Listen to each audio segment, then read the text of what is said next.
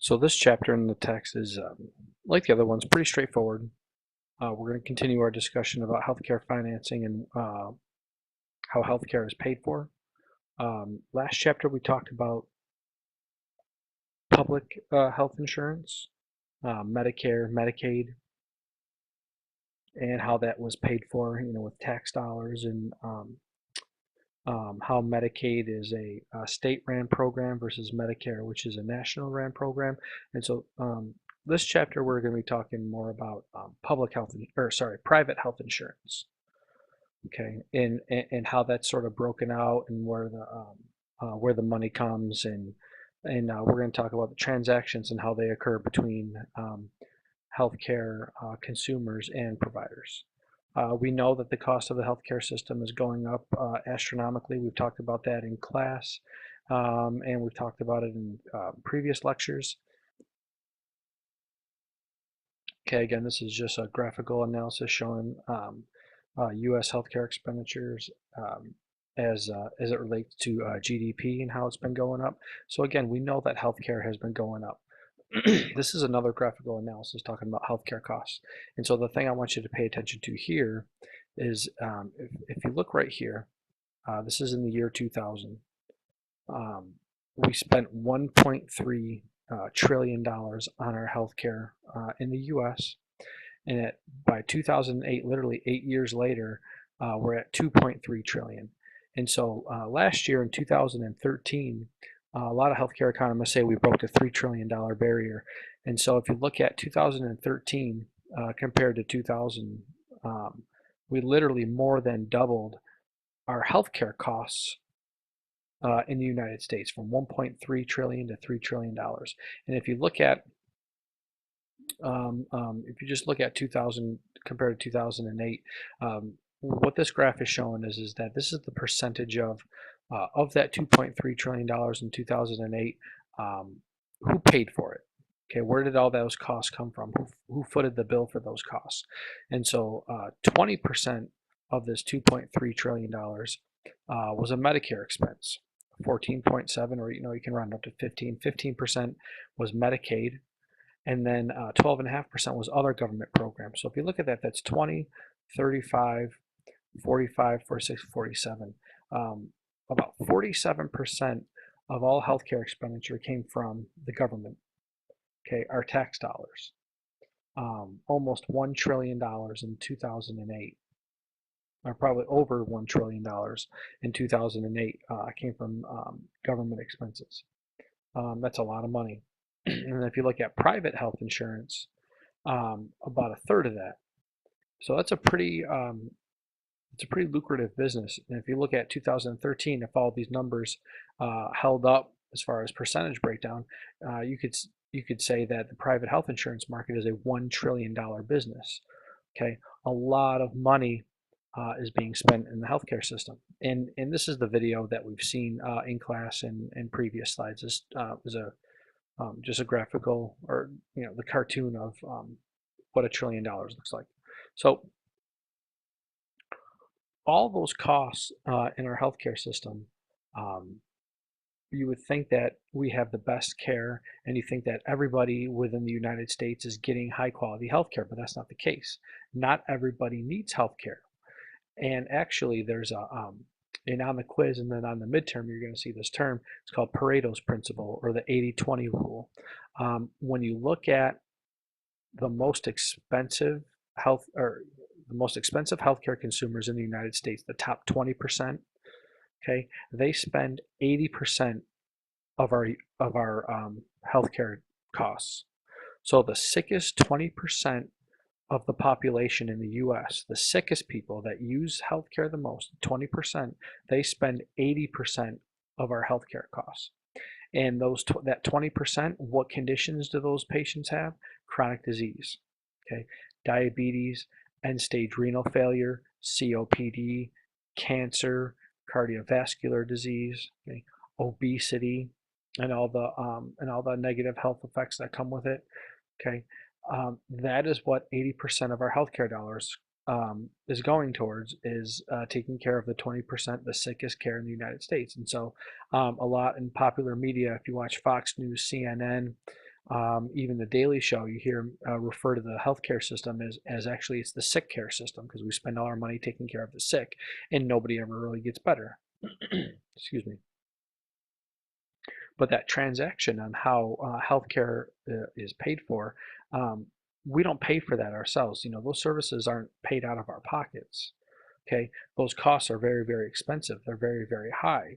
So that top 20%, the sickest 20% in the U.S. aren't the richest, right? And actually, when you look at the breakdown, a lot of those 20% that are the sickest, a lot of them are Medicaid patients and Medicare patients.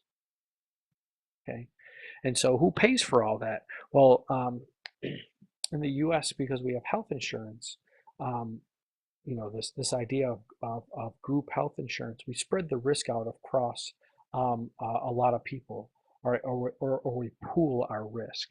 And so if you think of it to where, let's say, you know, you work for the Baptist healthcare system and they employ 8,000 people, and let's say of those 8,000 people, 5,000 buy into a healthcare insurance program. It's all those 5,000 people, you're pooling your money and basically putting it into a big bank account.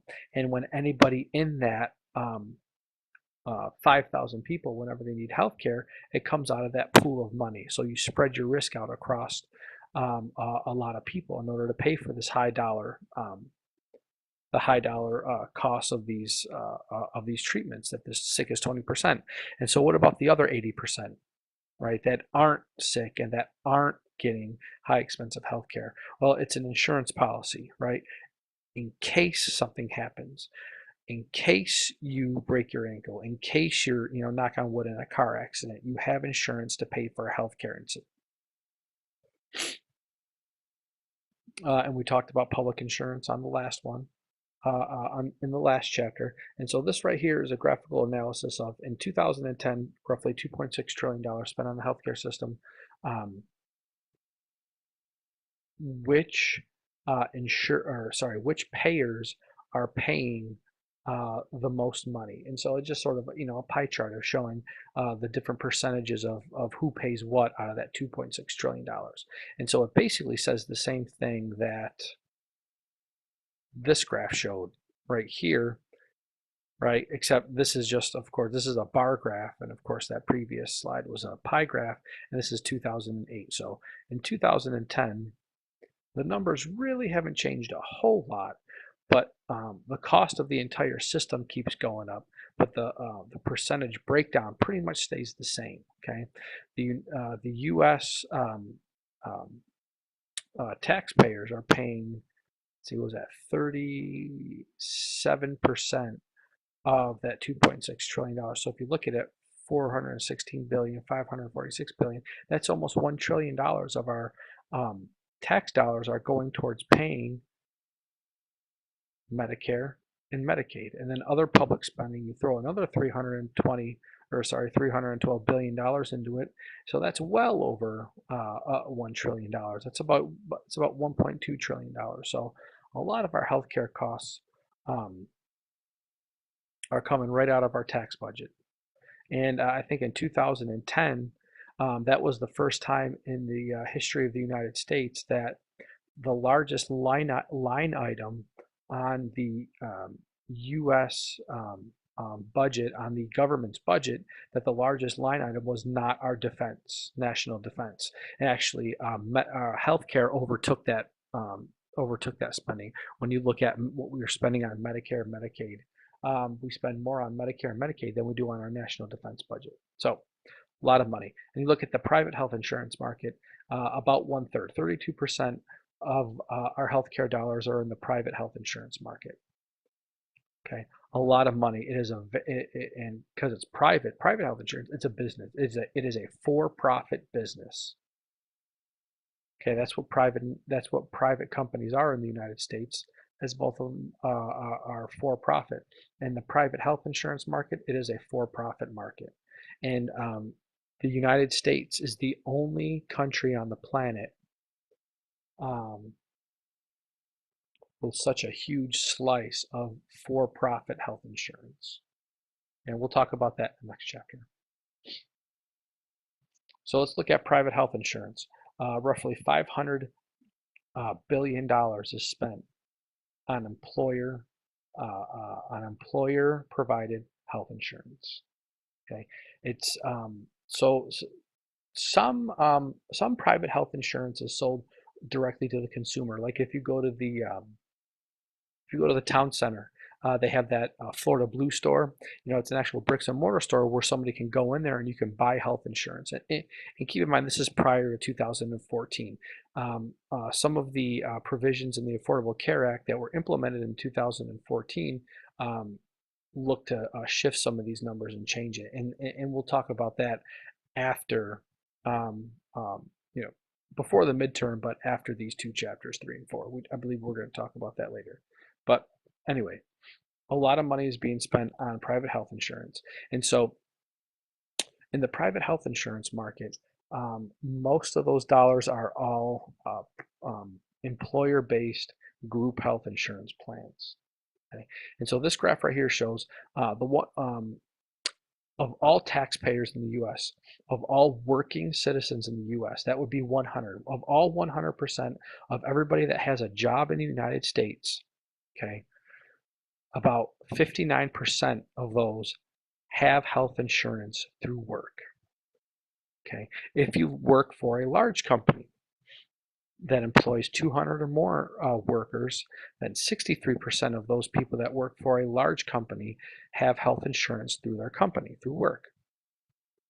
Okay, and small firms, those that employ 3 to 199 workers, okay, small employers, roughly half of them have insurance through work. So on average, about 60% of everybody that has a job in the U.S., about 60% of them have health insurance through work. And that other 40% are either one of two things. One, their employer does not offer health insurance, or two, their employer does offer health insurance, but they choose not to get it. Okay. Now in 2014, this past January, the Affordable Care Act changed that. What the Affordable Care Act said is if you work for a company that offers health insurance, you have to buy it. Hands down, you have to buy it. There's no more people out there that can choose not to buy health insurance because there's a federal mandate now, right? And we'll get into more of that when we talk about the Affordable Care Act. But so prior to 2014, and I know this graph says about in 2010, but prior to 2014, about 60% of all workers in the U.S., about 60% of them had health insurance through work. And so if we go back to this graph right here, private health insurance spends $832 billion. And of $832 billion, we don't even have 100% of our workers covered. I mean, that $832 billion, if we had 100%, if everybody was covered, that $832 billion would be, roughly $1.5 trillion. Okay, so the cost of healthcare is way too high. Excuse me. So the book goes into talking about different types of private health insurance. Okay, there's a conventional one. You can come back in here and read this. We're not going to go over it right now because I want to spend my time talking about three specific types of health insurance. The first one being an HMO, or a health maintenance organization. When you hear managed care, that's what managed care is. It's an HMO, or a health maintenance organization. And I put this over off to the side here, strict. It's a strict health insurance.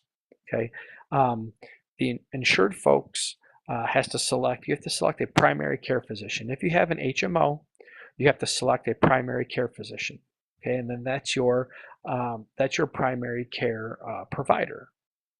Okay, so now every time that you have to go to a doctor, doesn't matter what it is. Okay, if you sprain your ankle, you hurt your elbow, you have a concussion, you think there's something wrong with your heart, if you're elderly, every time you want to go to a doctor, you have to go to your primary care physician first in an HMO plan. Okay, your HMO is your primary care provider.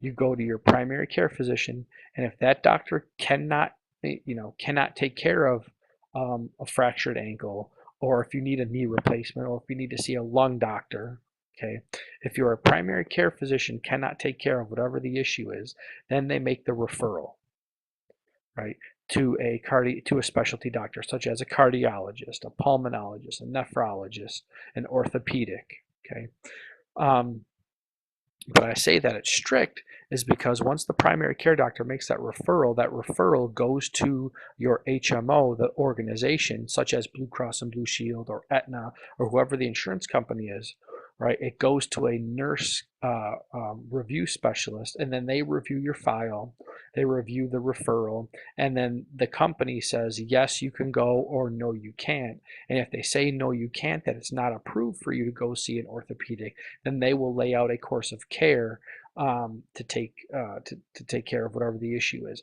That's supposed to keep costs down and unneeded healthcare spending down. Okay, um, not very popular. It's not a very popular plan when it was first introduced back in the Clinton administration. Okay, back in the early '90s, it wasn't very popular. Um, but it's becoming a little bit more popular today. A lot of people are gravitating towards it, especially healthy people who don't need to see specialists. Okay, because typically HMOs are a little bit less expensive than some of the other choices that you may have. Now, how a physician gets paid in an HMO is that that primary care doctor receives a fixed monthly fee, which is called a capitation fee, for each person in their practice. So a primary care doctor has a practice, right? Let's say that a primary care doctor has 1,000 patients that he sees, or she. Of those 1,000 patients, let's just say that 250 of those are HMO patients, meaning they have private health insurance, but they have an HMO. Okay, and so the HMO insurance company will send that primary care doctor, let's say $10 per month per patient. So if he has 250, um, so every month the insurance company will send the doctor, say, $2,500. And so now it's up to the doctor and his team, right, in that primary care office to be able to manage that 250 group of HMO patients. It's up to them to manage their care for $2,500 per month. Okay, it's not easy to do. That's why, as a healthcare manager, what you need to do is that you need to have a good payer mix, meaning that the other 750 patients that are not HMO, you better make sure that you have some other types of insurances in there, some that reimburse at a higher rate, okay? Such as, and, and, and you can go in here and read, this is an example of what I had just talked about, of how how a HMO physician is paid. Go ahead and read that. Any questions, just let me know. But that's the example that I just gave, about $10 per month, but this one here is a $7 per month. Okay, so it's just different numbers, but it's just the example I gave. So as a healthcare um, executive or a manager over a group, over a primary care practice, what you have to do is you have to make sure that if your doctor sees 1,000 patients and 250 of those are HMO, you better make sure that you have at least 250, if not close to 500 PPO patients. Okay, PPO is a type of private health insurance. This is it's very liberal. Whenever you hear like the Cadillac insurance, if you watch the news, or if you've heard about the Affordable Care Act, meaning that it's gonna tax those that have Cadillac insurances. Um, Typically, they refer to this type of PPO, and it's called a Preferred Provider Organization. And I have liberal over here because it's very liberal, meaning that once you have this insurance, typically you'll have a group of what's called in-network physicians. Everybody that is in that network that is an approved doctor that you can see under your health insurance. And sometimes, you can go. Sometimes you have a book, or sometimes there's a website you can go to look up all the doctors that are in your community that are in your network, in network. Okay. Now the thing about it is that when you have a PPO, you do not have to go to a primary care doctor if you want to see a specialist. Okay, you don't have to go to a primary care doctor at all. If you are, say, a weekend warrior and you're playing, fat guy slow pitch softball on a Friday night, and you slide into second base and you sprain your ankle or you sprain your knee, and you want to go see an orthopedic, right? Somebody who takes care of those types of injuries. In an HMO, you'd have to go to your primary care doctor first, right? In a PPO, you don't need to go to your primary care doctor first. You can call up any orthopedic that is in your network, set an appointment, and go in to see that doctor now. With a PPO, okay, there tends to be more out-of-pocket expenses for the patient.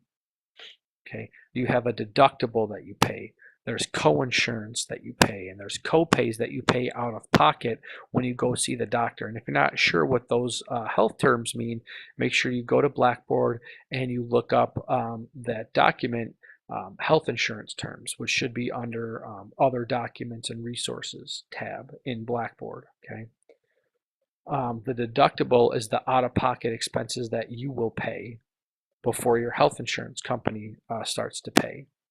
Okay, or copay, for example, if when you go to the doctor and you check in, you may, depending on the type of doctor and depending on the type of insurance you have, you may have to pay a $20 copay right there at the check-in desk, or maybe a $50 copay, depending on whatever your PPO is.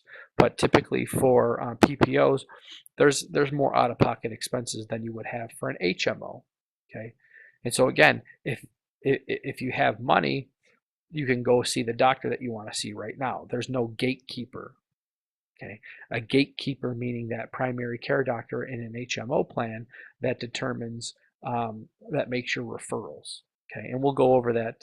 We'll go over that meaning. And the book also does a good job of explaining gatekeeper.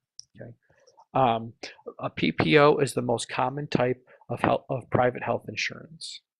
Okay, a lot of people have it. It's very popular because you don't have to be told what to do and where to go, and there's nobody at an insurance company that manages your care and says what you can get and what you can't get. Once the doctor refers you to get a certain test, or if you request a certain type of test from your doctor, once it's ordered, it's not going to be refused. You're going to get it. You might pay a copay, you might pay a deductible, but the health insurance company is also going to reimburse, the health insurance company is also going to pay for whatever those services are that you've been referred to.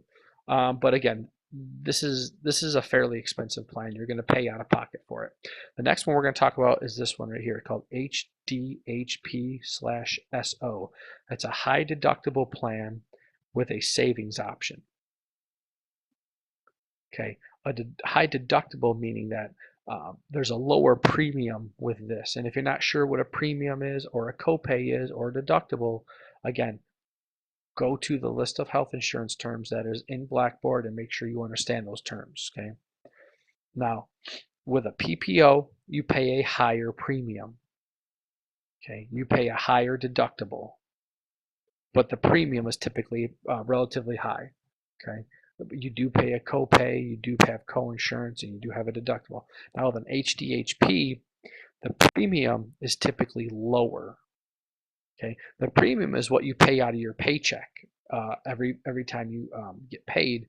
That's what comes out of your paycheck to pay for the health insurance plan, your annual premium.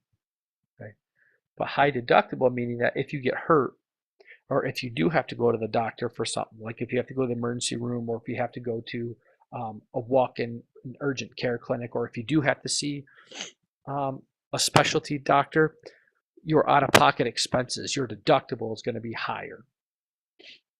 Okay. Whereas in a PPO, your deductible may be $500. Okay.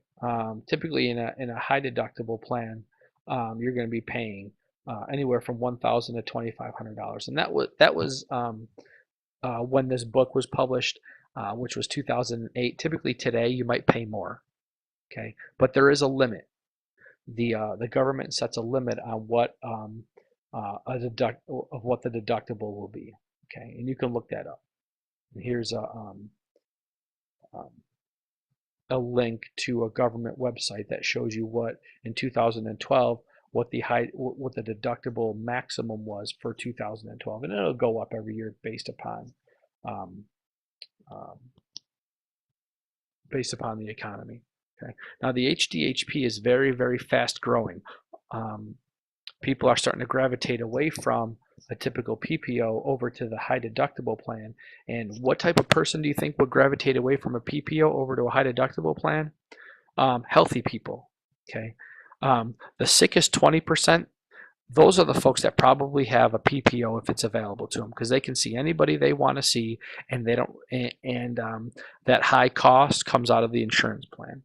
Okay, a high deductible plan is somebody who has health insurance as an insurance policy, just in case they get sick. Okay, so where they pay a low premium, they'll pay a high deductible in case they ever have to go see an orthopedic to get their ankle looked at if they broke it, something like that. Okay. The thing with a high deductible plan is that there's a savings option, meaning that you can take money out of your tax-free. You can automatically deposit money out of your paycheck every month and put it into a health savings account. Okay. And in this savings option, in the savings account, it's tax-free and it carries over every year. Meaning that if you don't spend that money in that savings account at the end of the year, you can carry it over into the next year. And it's sort of, you're taking tax-free dollars, and you're still, in case you ever do get hurt, okay, in case you ever do need to go to the doctor, this high deductible plan, you don't have to really pay that out of your bank account per se. You can just use your health savings account to pay for that deductible, to pay for whatever you need. If you were to get hurt and you had to go see a doctor and you had, say $1,000 bill at the end of it, that doesn't come directly out of your personal savings. You can take that out of your health savings option. And so this is a popular plan for young people and for healthy folks.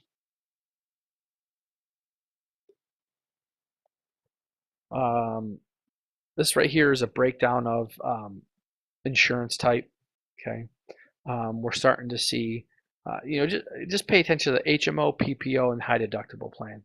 And so what you're seeing is that this high deductible plan is starting to increase.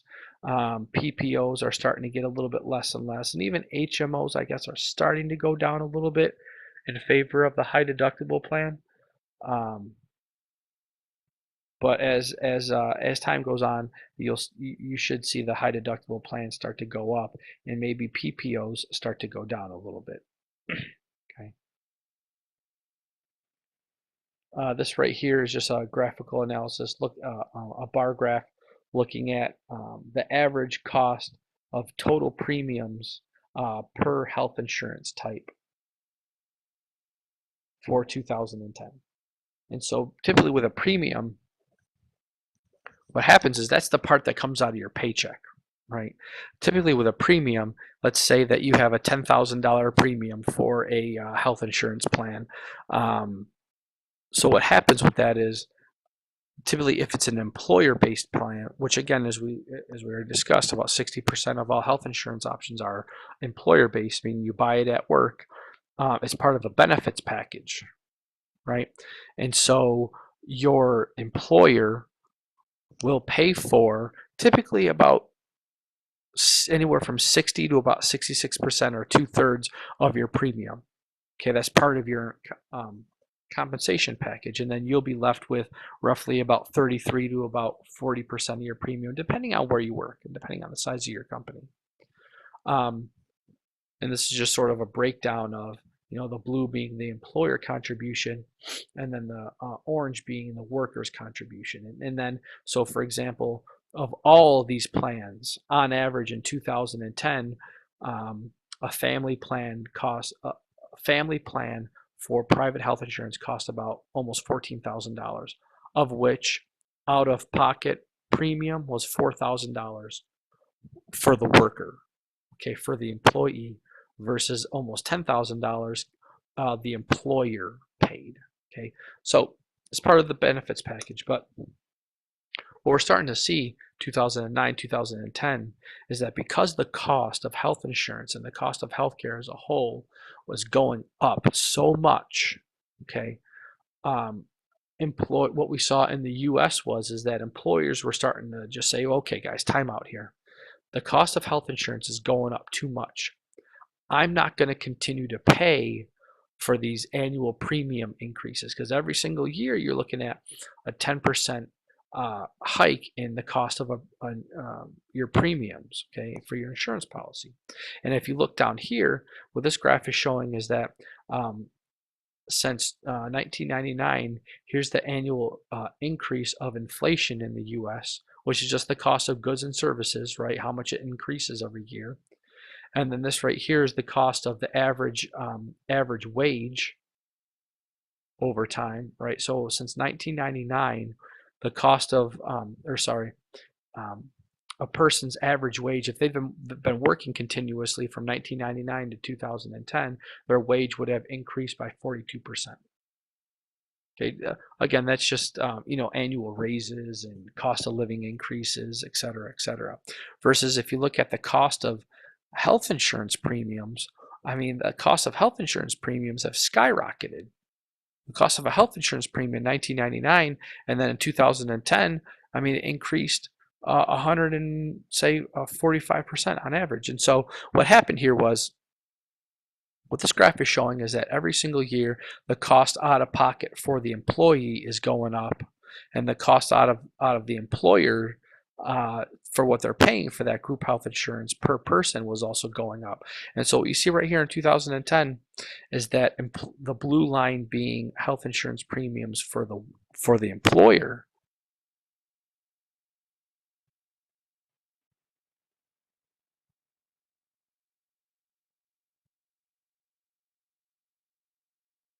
Um, Sorry, the health insurance cost for the employer sort of started to flatline a little bit, okay, versus the health insurance cost for the worker completely went up a lot, okay. And so what you see, what that's called is that's a cost shift. And so basically what you see is, instead of the employer continuing to pay 66% or 2/3 of a health insurance plan every single year, um, in 2009, 2010, they started to slow down and pull back a little bit and say, you know what, we're not going to pay as much anymore.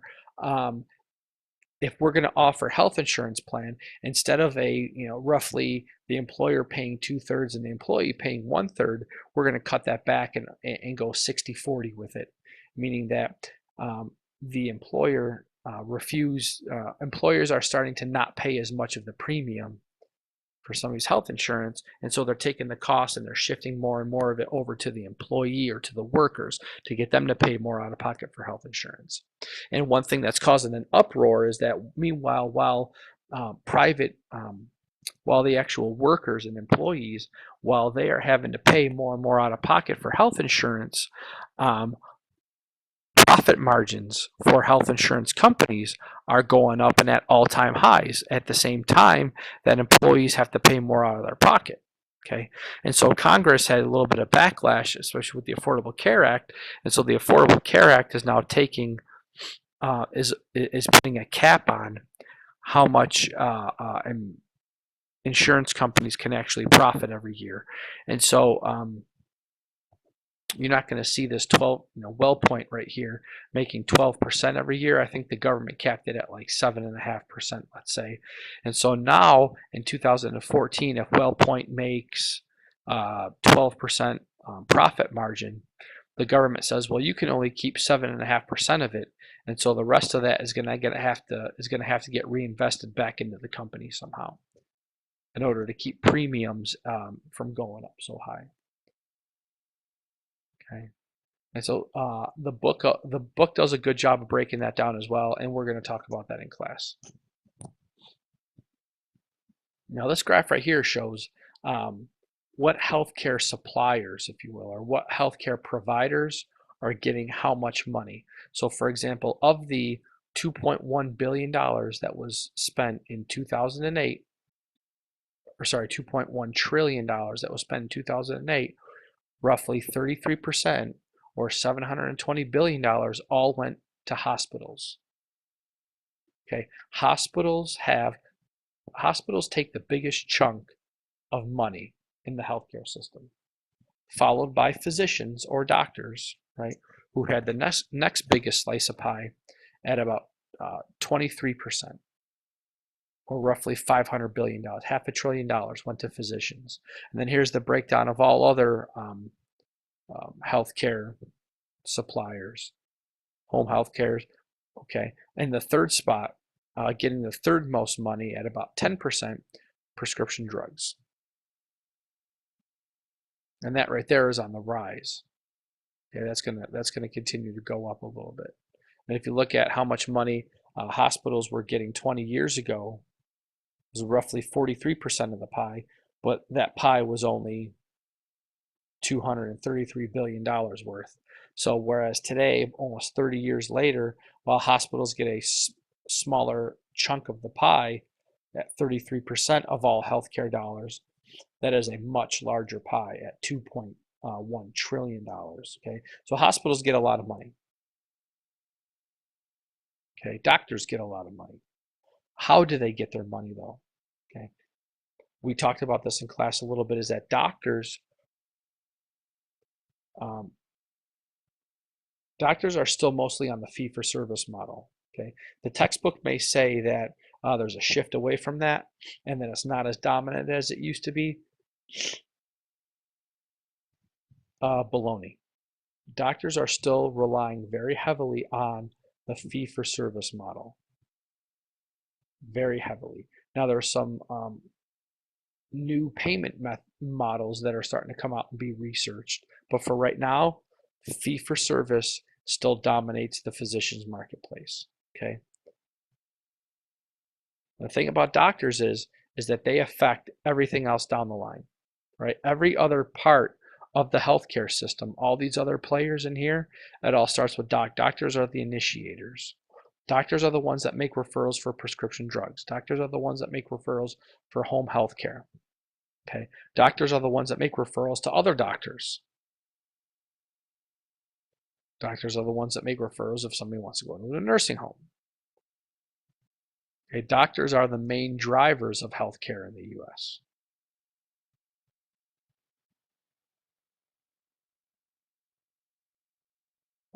And we'll talk about this in class right here. But fee-for-service is still the dominant mode of how doctors get paid.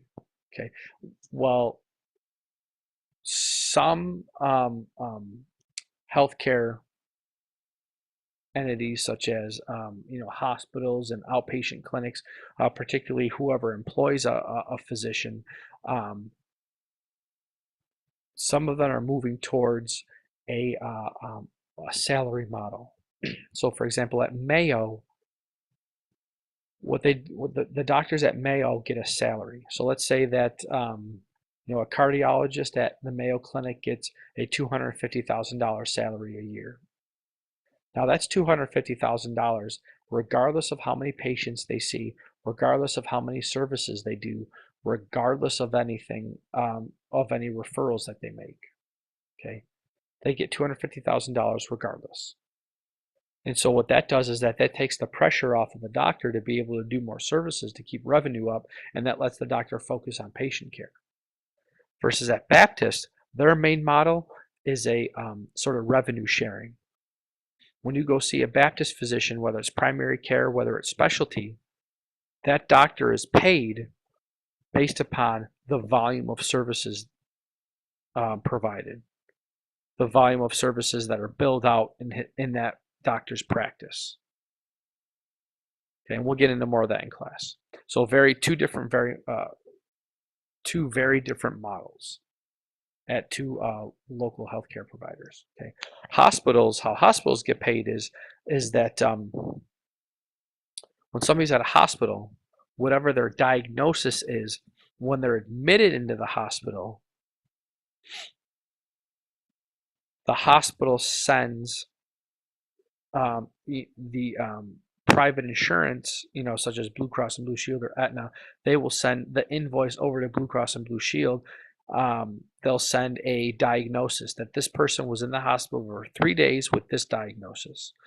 And then when that bill is received or that invoice is received at Blue Cross and Blue Shield, right? What they do is they look up and say, okay, so this person was admitted into the hospital for 3 days and had this diagnosis of um, um, congestive heart failure, and then with that congestive heart failure diagnosis, there will be a fee associated with that, or a diagnosis, DRGs, diagnosis related groups. It's a bundled payment, is what it is. Okay, it is a payment that's paid to the hospital, um, and it's up to the hospital to be able to treat the patient in the most efficient way possible with that chunk of money. So it's a method to be able to get hospitals to be more efficient with their care and more effective with their time, to be able to get patients out quicker and get them home faster instead of taking up an inpatient bed for long stays at the hospital, because that's expensive. Okay.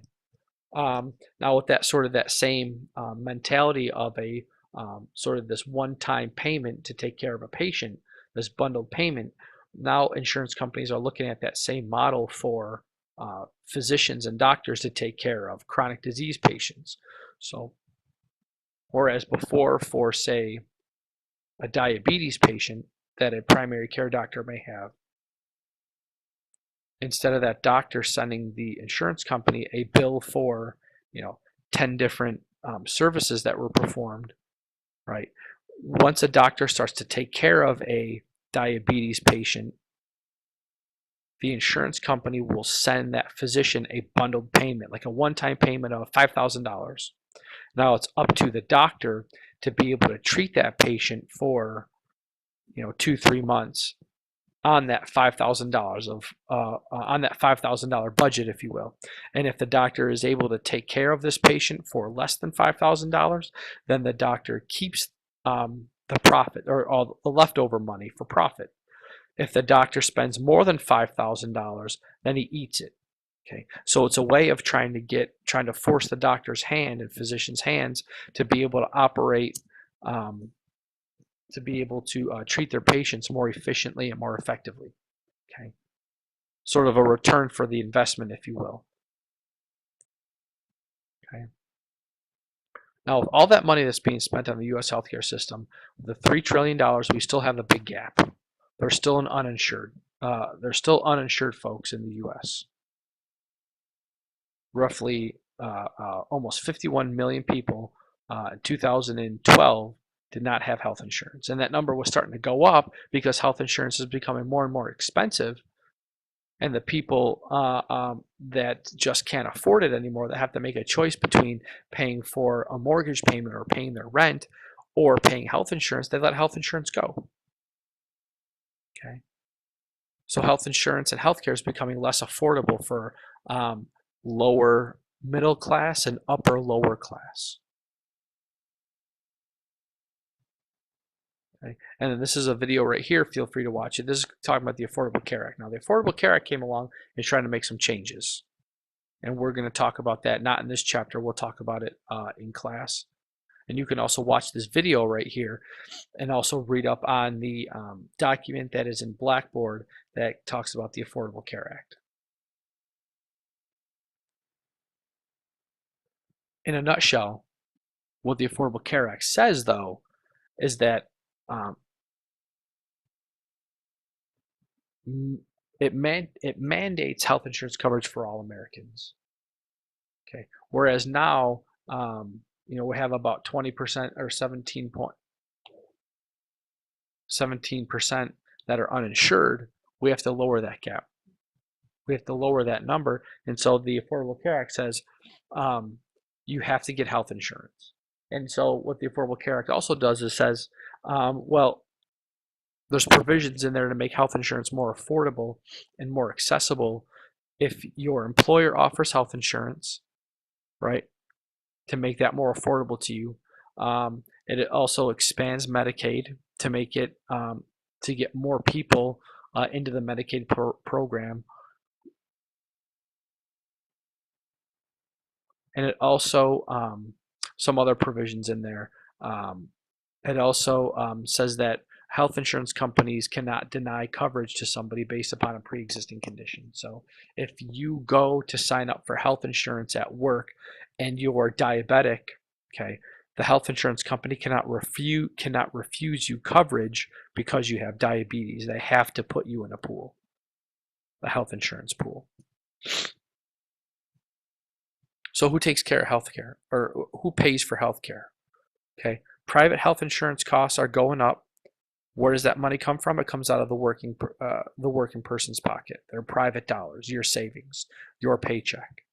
Okay, taxes for Medicaid are going up. Who pays for that?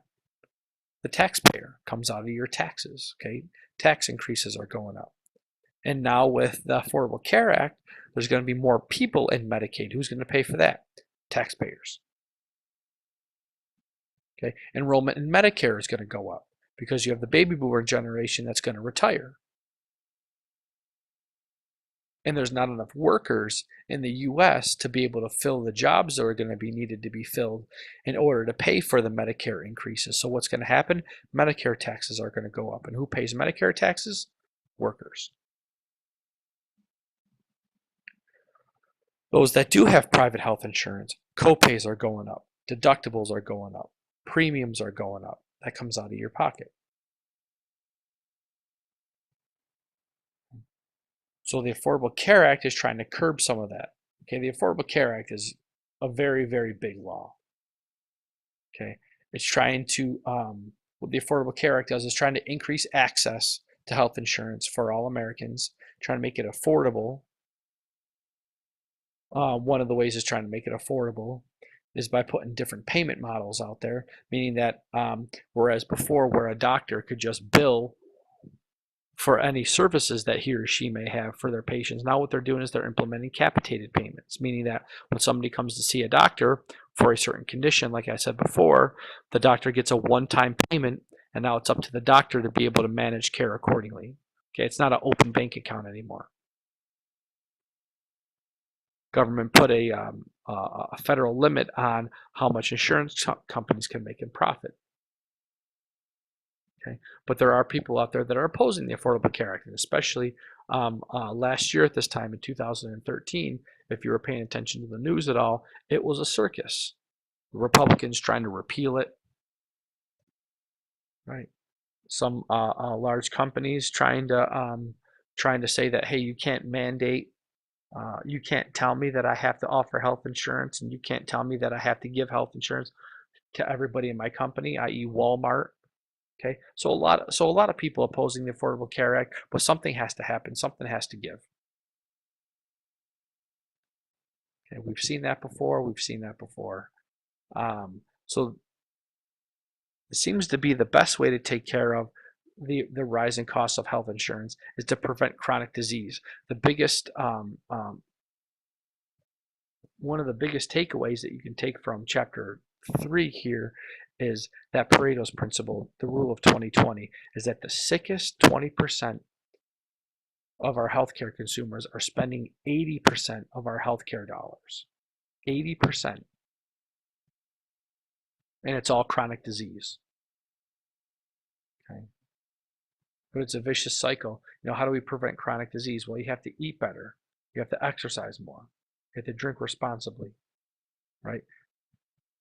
Can't use tobacco and addicting drugs or recreational drugs. It's a vicious cycle because those things are easier said than done, and we'll get into as this the first half of the semester goes on as to how we can prevent chronic disease and try to get people to eat healthier. Well, there's barriers in the way of all that.